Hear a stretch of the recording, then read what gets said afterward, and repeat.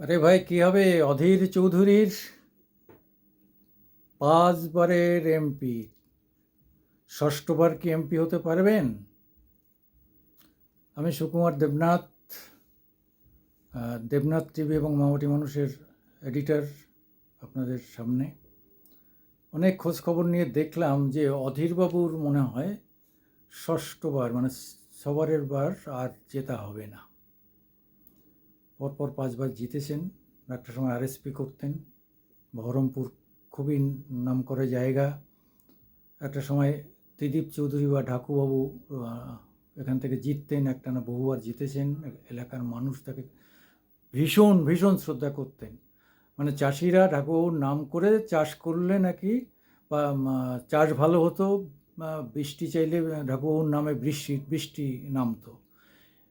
আরএসপির ঢাকুবাবু তথা ত্রিদীপ চৌধুরী এইরকম ওখানকার তিনি একজন সর্বগণ্য সর্বগ্রহণযোগ্য নেতা ছিলেন। আরএসপি করতে করতে, তাদেরই শিষ্য আরএসপি করতে করতে অধীর চৌধুরী জয়েন করলেন কংগ্রেসে। এবং কংগ্রেসে জয়েন করার পরে সিপিএম তার ব্যক্তিগত জীবন নিয়ে তার উপর অনেক ধরনের, বহু ধরনের ঝামেলা করার চেষ্টা করেছে। এই যে জ্ঞানবন্ত সিং এখন এত বড় অফিসার, জ্ঞানবন্তকে তার পিছনে লাগিয়ে রাখা হয়েছিল যে কোনো মতে যেন ও পাশ ফিরতে না পারে, এত ধরনের। কিন্তু ওর একটা নিজস্ব একটা ভালো বাহিনী ছিল। আরএসপিতে জয়েন করার পরে তারপরে কংগ্রেসের হয়ে ওখানকার জেলা পরিষদ দখল করার ফলে তার কাছে একটা বিরাট অর্থের রিসোর্স তৈরি হয় এবং ওই তখনই একটা বিরাট বাহিনী তৈরি করলেন। সেই থেকেই ওর গায়ে হাত দেওয়া খুব সহজ ছিল না, পুলিশ হোক আর সিপিএম হোক বা অন্য কোনো দলের। এরকম একটা ডার্ক সাইডের নেতা। তার ব্যক্তিগত জীবনে অনেক রকম দুর্ঘটনা ঘটেছে, তা সত্ত্বেও এর মাথা নত করতে পারেনি। টানা 5 বার সে জিতে বহরমপুর থেকে ন্যাশনাল কংগ্রেসের এই প্রথম কোনো বাঙালি লোকসভা নেতা। তা উনি কি আবার জিতবেন? প্রশ্নটা এখানে, উনি কি আবার জিতবেন? মনে হয় না। এইবার তাকে হার স্বীকার করতে হবে।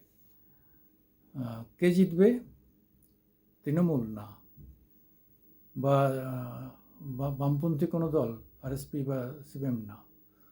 এখানে কিন্তু বিজেপির একটা সম্ভাবনা রয়েছে। আমাদের স্থানীয় সূত্র থেকে যেভাবে বলা হয়েছে, আমরা এখনও বলতে পারি না কে জিতবে, যে কেউ জিততে পারে। নির্বাচনের ফল না বেরোলে কিছু বলা যায় না।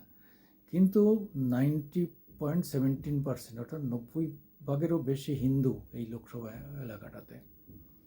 এবং তাদের এবার টেন্ডেন্সি হচ্ছে বিজেপিকে আনা। বিজেপিকে একবার আমরা টেস্ট করতে চাই, দেখতে চাই, এটাই হচ্ছে তাদের বক্তব্য।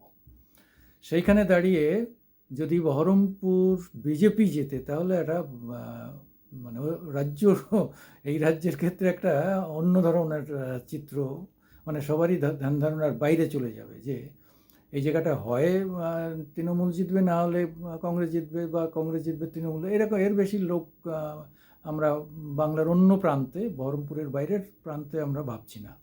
কিন্তু বহরমপুর অন্যরকম ভাবছে। জানি না রেজাল্ট কী হবে, তবে এখান থেকে কিন্তু গেরুয়া পতাকা আবার উত্তোলন হতে পারে, মানে গেরুয়া প্রার্থী জিততে পারে, এরকম একটা সম্ভাবনা খুব প্রবলভাবে সামনে এসছে।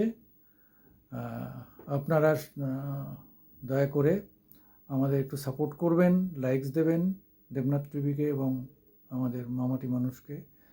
আপনারা আমাদের সঙ্গে থাকবেন। যদি সমালোচনা হয়, কড়া সমালোচনা করবেন, আমরা ওয়েলকাম জানাবো। নমস্কার।